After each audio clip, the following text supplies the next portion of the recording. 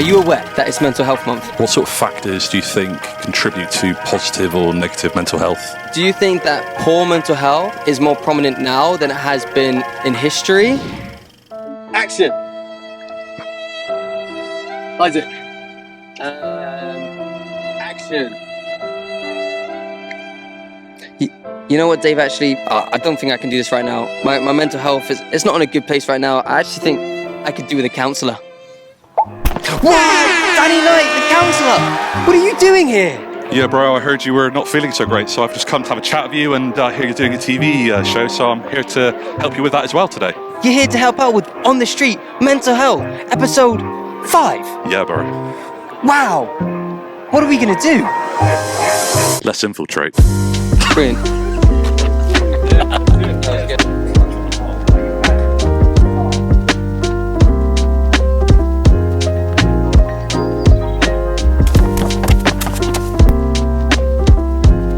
Are you aware that it's actually Mental Health Month right now in May? I didn't know that, no. No, not actually. My work just said it was Mental Health Month, so that's about it. Yeah. I was not aware of that, no. Yeah. Is it? I didn't know that. I didn't know. You learn something new every day, though, don't you? I'm not actually. Yeah. No, not aware currently. I actually wasn't aware. Yeah, so for all of May is actually Mental Health Month. Do you guys think Mental Health Month is important? Yeah, hell yeah. Hell yeah. I've got mental health, ADHD and bipolar. I've had to suffer with that all my life. I think it's good to raise awareness for it, and especially having a time period where we can just allot it to, hey, let's be more aware of our mental health. Yeah, and a lot of people struggle without realising, and once that's more aware in society, I think it's good. It's nice to know these people out there like yourselves, but going at you where you're making sure that mental health is heard, you know what I mean? It's aware of by most people, so yeah, that's appreciated, that really is. Mental health is pretty important, and it's somehow been slipped under the rug almost, because physical health is seen as more important, but I think they're both as equally as important as each other. Yeah, because it needs to be talked about, and everyone's going through something, so people don't always get the opportunity to bring it up. Do you think that poor mental health is more prominent now than it has been in history?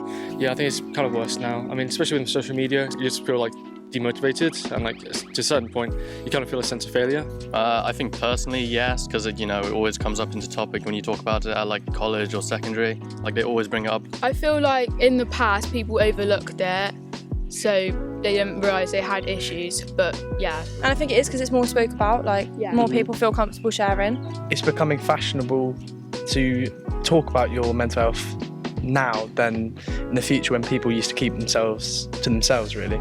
And people are becoming more public with their mental health. What sort of factors do you think contribute to positive or negative mental health? I guess just people being able to say whatever they want, which can be a good thing or a bad thing, because obviously sometimes you don't want to hear certain things, and then you can also get comfort from others hearing their perspectives, and you're not feeling alone. Just genuine lack of interest in people. Like people walking past. Just that, are you okay?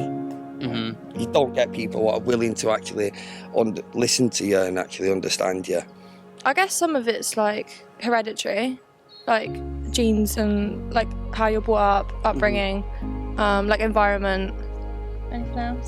I don't know. There's lots of social media and stuff nowadays. Social media, yeah.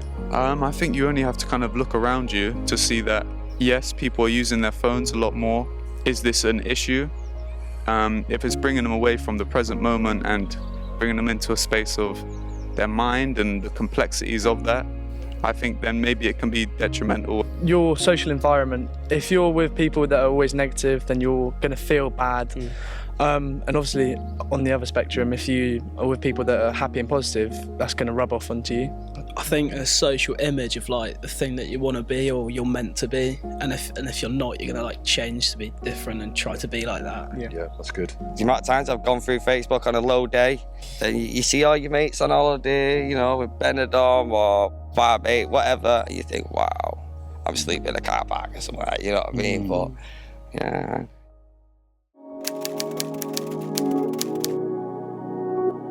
I can't disagree and say that it's not out there.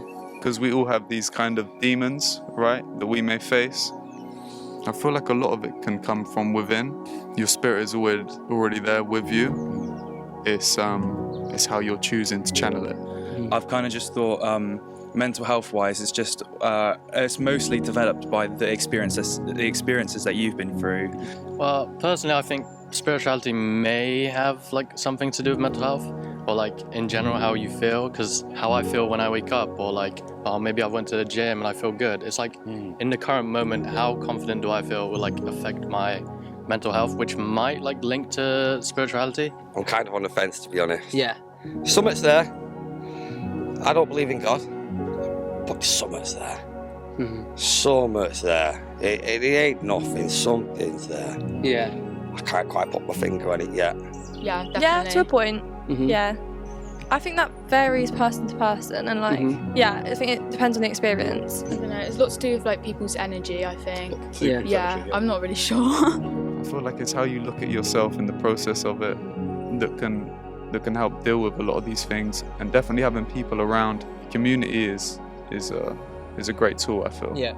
So you just mentioned community then. Obviously, I think going into our final thing is we're a part of a church.